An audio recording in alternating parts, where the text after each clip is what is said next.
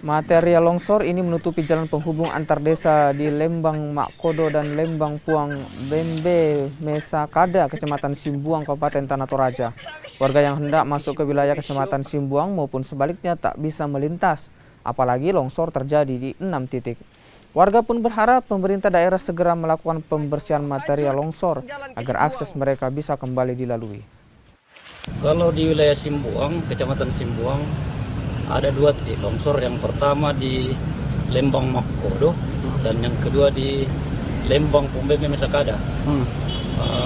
Sampai saat ini Lembang Makodo 6 titik yang terkena longsor 3 hari yang lalu. Kemudian di Lembang Pumbeme Mesakada ada 1 titik longsor yang besar yang berhubungan dengan Kecamatan Mapak.